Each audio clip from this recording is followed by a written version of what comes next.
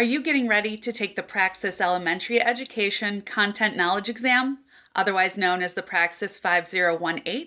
Maybe I can help. My name is Elizabeth, and I am a college professor and test prep expert with Study.com, and I'm here to give you my top 10 tips for passing the exam. All right, let's jump in.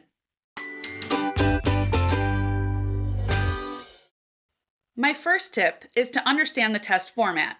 In order to succeed, you'll need to understand the structure of the test to manage your time effectively.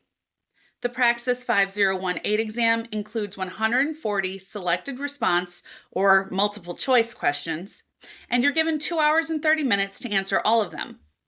Allocate enough time to read and understand each question thoroughly before answering. Read the test instructions carefully and review sample questions and practice tests before test day. If you need more guidance for what to expect on the exam, take a look at our Praxis 5018 exam overview video. My second tip is review the content categories. The exam covers 4 categories with a wide range of content areas, namely including reading and language arts and mathematics, social studies, and science. Review each content area thoroughly and consider creating flashcards, outlines, or concept maps to organize key concepts and information. And if you happen to have prior experience in the elementary education field, consider referencing old textbooks, online resources, or study guides to ensure you relearn everything you need to know. My third tip is to figure out your areas of weakness. The Praxis 5018 exam covers 4 different content areas, and chances are you won't be equally skilled in each one. For instance, your reading and language abilities might be strong, but it's been a while since you solved an algebraic equation. And maybe you don't know what areas you need to improve on. That's okay. You can look up subject assessments online to figure out your strengths and weaknesses, consult old materials, or take practice tests, which happens to be my 4th tip. Practice tests can be great diagnostic tools to figure out where you need to improve. If possible, try to simulate the exam environment as much as possible. Take the tests under time conditions to mimic the pressure of the actual exam and improve your time management skills. If you need a starting point to find practice materials, I recommend Study.com's Praxis 5018 Elementary Education Content Knowledge Prep course. It covers everything you need to know in as much detail as you need. The course is even written and vetted by former teachers, includes short-form videos for every relevant concept, and gives you a bank of high-quality practice questions with answer explanations. For my 5th tip, if you're finding yourself struggling with one of the content categories, seek additional resources. Don't limit yourself to the Praxis exam's official study materials. There is a wealth of resources out there to help you pass the exam, like a full study guide like Study.com's Praxis 5018 prep course.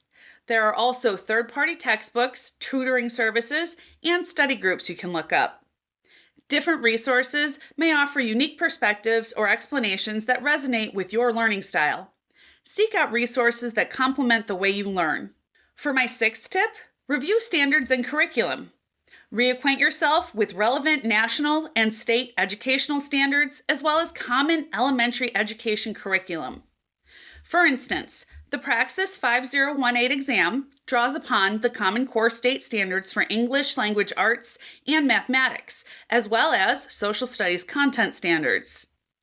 These standards outline the knowledge, skills, and competencies that students in your classroom should achieve, and the curriculum will tell you how they'll get there. Think about how these standards will inform how you teach certain subjects to your own students. My 7th tip relates to when you're taking the exam. Even though you're on a timer, don't forget to slow down and read the questions carefully. Most of the selected response questions will ask you to look for an answer that fits a description. However, some questions reverse this formula. They ask you to look for the answer choice that does not fit. In other words, all the answer choices, except for one of them, fits the description given in the question. Look out for these types of selected response prompts. They usually include the words not, least, or except. You may also encounter words that you're not familiar with, such as recursive or inferential. Look for context clues from both the question and the answers, and trust your gut. Afraid of going it alone? Don't be afraid to seek feedback, which happens to be my 8th tip. Others who have taken the exam or taught elementary education before can give you valuable insight that no test prep material could even hope to give you.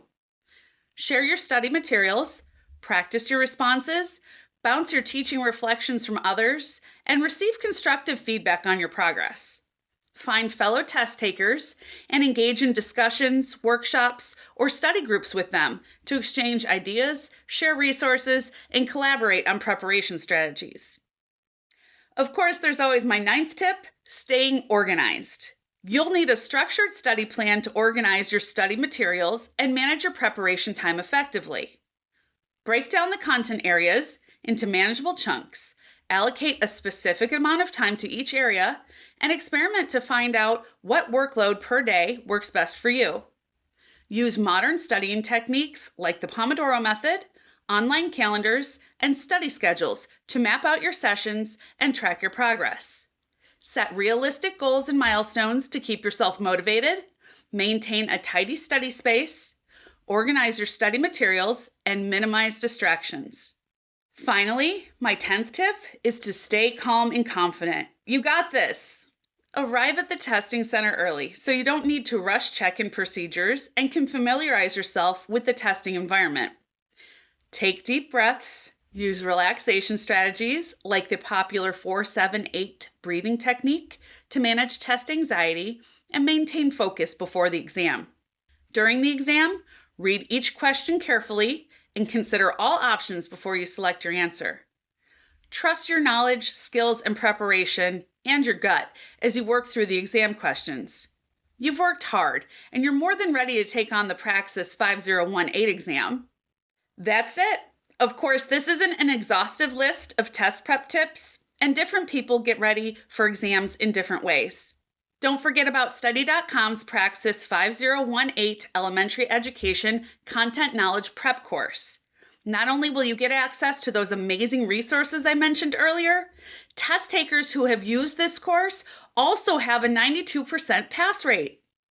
If this video helped you, please like it and drop a comment down below with any questions you have about the exam. Also, to get the latest on Praxis test tips, don't forget to subscribe and hit that notification bell to get alerted when we upload new content. We are more than confident that you'll soon be one of those who pass the Praxis, and you'll be on your way to becoming an excellent teacher. We hope these tips helped. See you around.